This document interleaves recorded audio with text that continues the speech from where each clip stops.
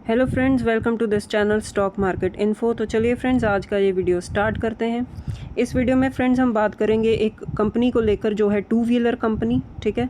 और जैसे कि आप देख सकते हो कि मार्केट में बहुत सारी टू व्हीलर कंपनीज लिस्टेड हैं, अनलिस्टेड स्पेस में भी हैं, जैसे कि बजाज, हीरो, रॉयल एनफील्ड, इसको आप आयशर मोटर्स बोल सकते हो, और टीवीएस, ये लिस्टेड स्पेस में है। ओला इलेक्ट्रिक भी है, ठीक है। तो हम एक जो कंपनी है जिसके बारे में बात करेंगे इस वीडियो में, दैट इज़ हीरो मोटोकॉर्प। और हम क्यों बात करेंगे फ्रेंड्स, क्योंकि जेपी मॉर्गन जो हैं, इन्होंने इस कंपनी के जो टारगेट्स हैं वो रेज़ कर दिए हैं। तो क्या क्या पॉइंट्स हैं जिसके बेसिस पर वो ये टारगेट्स रेज़ कर रहे हैं, तो चलिए फ्रेंड्स इस कंपनी को भी स्टडी करेंगे और इनके पॉइंट्स को भी डिस्कस करेंगे। अगेन डिस्क्लेमर है फ्रेंड्स, आप इस जो जेपी मॉर्गन की रिपोर्ट है उसके बेसिस पर आपने शेयर में इन्वेस्ट नहीं करना। आप अपनी खुद की स्टडी कीजिए, आप अपने फाइनेंशियल एडवाइज़र से भी कंसल्ट कीजिए, और उसके बाद आप डिटेल में स्टडी करने के बाद आप इस कंपनी में इन्वेस्टमेंट करने के बारे में सोच सकते हैं। तो चलिए फ्रेंड्स, हम उन पॉइंट्स को टच करेंगे जो जेपी मॉर्गन बोल रहे हैं, जिसके बेसिस पर वो बोल रहे हैं कि ये आने वाले टाइम में ये शेयर अच्छा कर सकता है। तो जेपी मॉर्गन क्या बोल रहे हैं फ्रेंड्स, ये जो टू व्हीलर कंपनी है ये अपनी इंडस्ट्री की जो ग्रोथ है उसको भी आउट परफॉर्म कर सकती है। वो 33% का अपसाइड देख रहे हैं शेयर में। तो ऐसा उनको क्यों लग रहा है फ्रेंड्स, जैसे कि ये शेयर ट्रेड कर रहा है अराउंड 4800, ठीक है। तो आने वाले टाइम में ये शेयर 6000 के ऊपर की क्लोजिंग दे सकता है, 6430, ठीक है, ऐसा उनको लगता है। और फ्रेंड्स, ये जो टारगेट्स होते हैं ना, 6430 वॉट एवर टारगेट, ये पूरे एक साल के टारगेट्स होते हैं, आने वाले कुछ दिनों के टारगेट्स नहीं होते।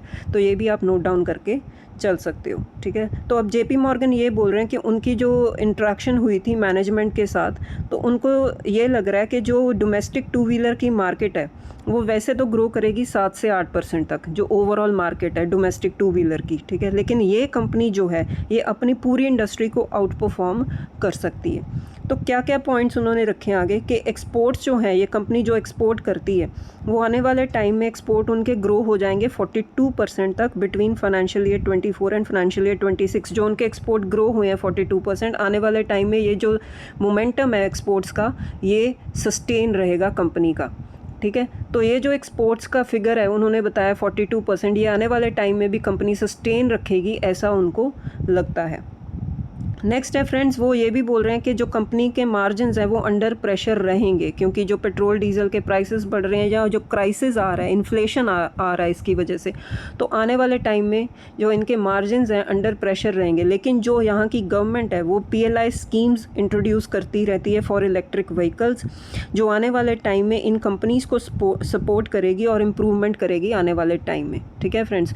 अब पेट्रोल डीजल के प्राइसेस तो बढ़ रहे हैं, आने वाले टाइम में कंपनीज़ के मार्जिन पर प्रेशर आएगा, लेकिन इलेक्ट्रिक व्हीकल को प्रमोट करने के लिए जो गवर्नमेंट हमारी PLI स्कीम्स दे रही है, ऐसा उनको लगता है कि ये जो सब्सिडीज़ हैं, ये जो रिफॉर्म्स हैं गवर्नमेंट के, आने वाले टाइम में इन कंपनीज़ को सपोर्ट करेंगे और ये कंपनीज़ अच्छा ग्रो कर सकती हैं। अब नेक्स्ट है फ्रेंड्स, अब कुछ कंसर्न्स वाले पॉइंट, जो कॉशियस रहने वाले पॉइंट्स हैं, ठीक है, वो हमें डेफिनेटली ध्यान में रखने चाहिए। और वो पॉइंट क्या है फ्रेंड्स, मार्केट शेयर। इस कंपनी का जो हीरो मोटोकॉर्प का मार्केट शेयर है वो कंसिस्टेंटली गिरता ही जा रहा है। जैसे आपके सामने मैं कुछ डेटा रखती हूँ, जैसे कि फाइनेंशियल ईयर 21 में इनका मार्केट शेयर था 35%, 22 में रह गया 34, 23 में हो गया 32 और 24 में हो गया 30%। अब फाइनेंशियल ईयर 25 और 26 में इनका जो मार्केट शेयर है वो रफली 28 से 29% है। तो कंसिस्टेंटली आप देख सकते हो कि कितने पिछले कई सालों से जो इनका मार्केट शेयर है वो ड्रॉप ही करता जा रहा है। वो ठीक है, फेस्टिवल के टाइम जो मार्केट शेयर है वो इंक्रीज़ हो जाता है क्योंकि सेल बहुत ज़्यादा होती है, लेकिन अगर हम एवरेज देखें तो इनका मार्केट शेयर जो है वो कम ही होता जा रहा है। जैसे कि इस स्पेस में कॉम्पिटिशन भी बढ़ता जा रहा है। बहुत सारी कंपनीज़, जैसे मैंने आपको शुरू में दिखाई हैं, वो बहुत सारी कंपनीज़ अब जो मार्केट में आ चुकी हैं या इलेक्ट्रिक व्हीकल फील्ड में आ चुकी हैं। तो बढ़ते हुए कंपटीशन की वजह से जो मार्केट शेयर पर प्रेशर आता है वो ये कंपनी फेस कर रही है। तो इस चीज़ को भी आप नोट डाउन करके चल सकते हो। ऐसे फ्रेंड्स ब्लाइंडली नहीं हम इन्वेस्ट करते, हमें हर पॉइंट को कंपनी के डिस्कस करना होगा, चाहे वो पॉजिटिव है, चाहे वो नेगेटिव है, चाहे वो कोई भी रिस्क फैक्टर है। अब नेक्स्ट है फ्रेंड्स, अब ये देखने वाली बात होगी कि जो फ्यूचर है, ठीक है, आने वाला फ्यूचर आपको पता ही है वो इलेक्ट्रिक व्हीकल का है, फ्लेक्स फ्यूल व्हीकल्स का है, क्योंकि पेट्रोल डीजल को गवर्नमेंट भी अब चाहती है कि क्रूड ऑयल पर डिपेंडेंसी कम हो।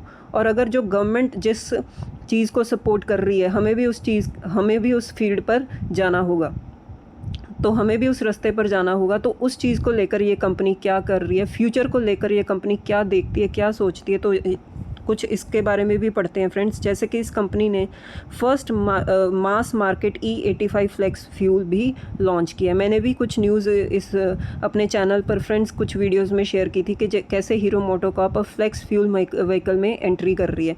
तो इन्होंने पहला एथेनॉल ब्लेंडेड 85 जो फ्लेक्स फ्यूल व्हीकल है लॉन्च किया था। कुछ खबरें देखते हैं फ्रेंड्स, जैसे कि ये लेटेस्ट ही न्यूज़ है जून 3 की कि हीरो मोटोकॉर्प ने लॉन्च किया इंडिया का फर्स्ट फ्लेक्स फ्यूल व्हीकल।